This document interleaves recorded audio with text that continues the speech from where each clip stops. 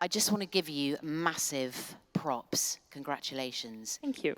Your book, I Don't Want to Talk About Home, has been shortlisted for the Irish Book Awards Biography of the Year. A round of applause for Suad.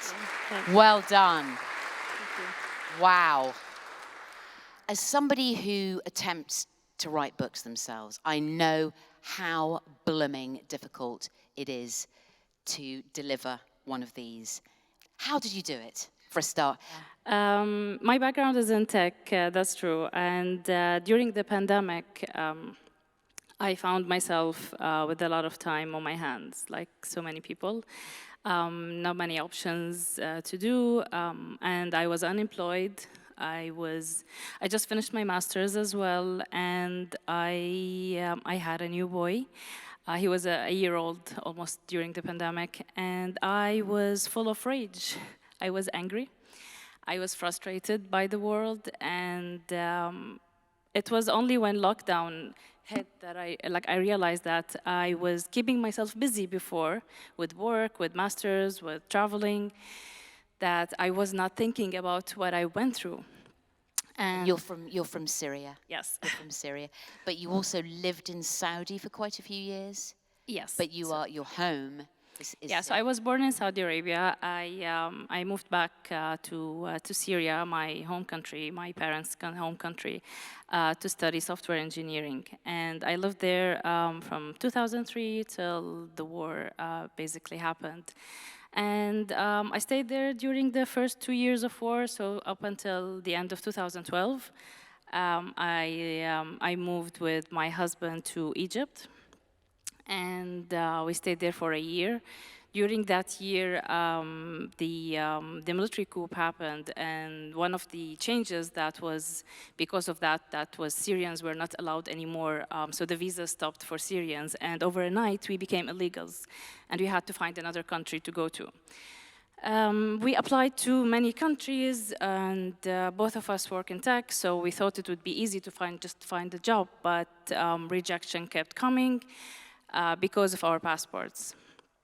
And I remember we were really close to consider the boat journey because we were stuck in Egypt, we were already illegals, and we couldn't go back home. And all the countries back then were starting to shut their doors whenever they see a Syrian passport. And that's how much visas and passports shaped our lives and pushed us to take decisions that we didn't want to take. So luckily, a job offer came and a visa came from Ireland, and I managed to get a job offer there, but my husband couldn't. So I had to make that decision again for visas that I had to do this leap of faith and jump to Ireland and try to get him a visa while I was there. There's a little twist in this tale, which I hope you don't mind me sharing with everybody here. Your husband, you actually met in Syria. Yes. And your husband was actually a refugee in Syria. Yeah, so where had he come from? So my husband is a Palestinian refugee, and although he never saw Palestine, he was born in Syria. Also, his father was born in Syria, but his grandfather came to Syria from Palestine in 1948 during the Israeli-Palestinian conflict, and he never got status, he never got citizenship, so he was always considered a refugee.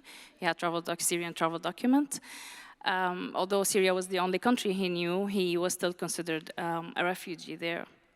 And that's how far Syrians were from the word refugee. They looked down sometimes to other refugees. They considered themselves as a host country where refugees would come to them, like from Palestine, from Lebanon during the war, from Iraq later on. And we never saw it coming that Syrians would be the hugest population out there for refugees. And yeah. It's amazing. Tell us about the journey of your book. Coming from a tech background, what's your writing process? How did you go about writing it? So I used to like writing since I was a little girl. I lived in Saudi Arabia, and there weren't many options for a girl out there to do much. So I was reading all the time. I would read anything that I would find, like my father's newspaper or my mother's book. My mother was an English teacher. And I would read the book that she would bring back from school. And then at some point, I started writing to express myself as a hobby. And that was in Arabic. I didn't write English beside the essays that I would have for my English class. When I came to Ireland, I found myself writing to express as well what happened, but that's when I started writing in English. And also reading more in English. And just to process basically what happened, like the life during the war in Syria, the year in Egypt, the political things that affected our lives, the visas and all of that. And the book came after I was feeling that the world failed us and that Syrian stories were not enough told out there. And I was sick of the narrative that was always associated with Syria. It was always about destruction and camps and terrorism even at some point. And I wanted to tell that different story, the Syria before the war, the Syria that I fell in love with when I moved there to study. And I wanted to explain how difficult was it to talk about home, and hence the title that I don't want to talk about home, although it's like 300 pages of me talking about home. But it was a complicated topic for me. And writing did help, as you were mentioning your father. It was healing, and it was better than therapy. I was going to therapy at that point, but it wasn't working out. I would come back from each therapy session feeling even worse. And it was only when I wrote this book that I felt so much lighter. How interesting. And what are you going to write next, Suad? There are several topics in my mind. I want actually to mix tech and writing. I want to write about tech in a novel and the world of tech. I also want to write about women in tech, and that word, I feel like it's still not discovered much, exposed much in novels and fiction. I also want to keep writing about Syria and migration and those stories that we left behind. Yeah. So could you read us some of your book? Because even just the prologue just had me really moved. We all come from somewhere. However, when someone asks where I come from, I pause for longer than I should before I answer. And every time I say I'm from Syria, I feel like I'm standing at a funeral while Syria lies in an open casket, and mourners tell me how sorry they are for my loss.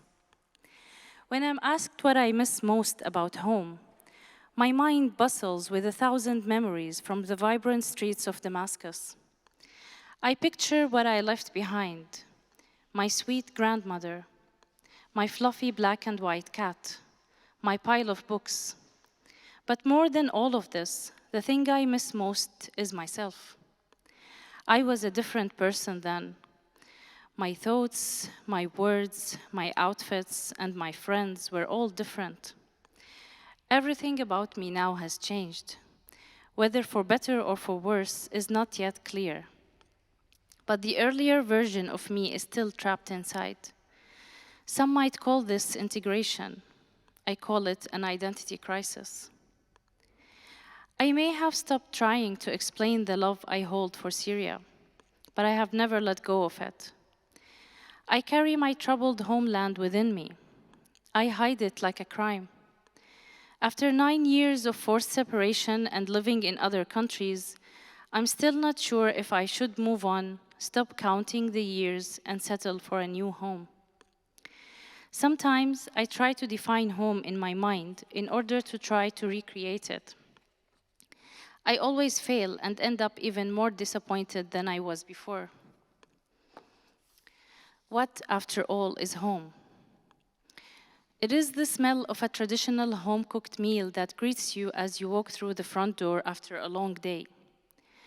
A warm hug from a grandmother who always treats you like a special guest. Hysterical laughter with an old friend at a favorite coffee shop where they know your usual order.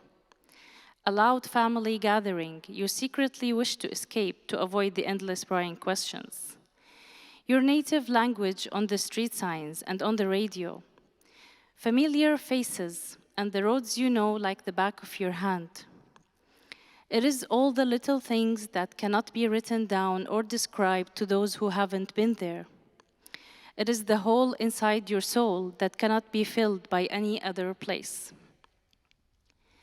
A few years ago, I discovered a term for what I feel when I think of home. A Portuguese word, saudade, defined in the dictionary of untranslatables. Saudade is deep nostalgia, the longing for something that is no longer there.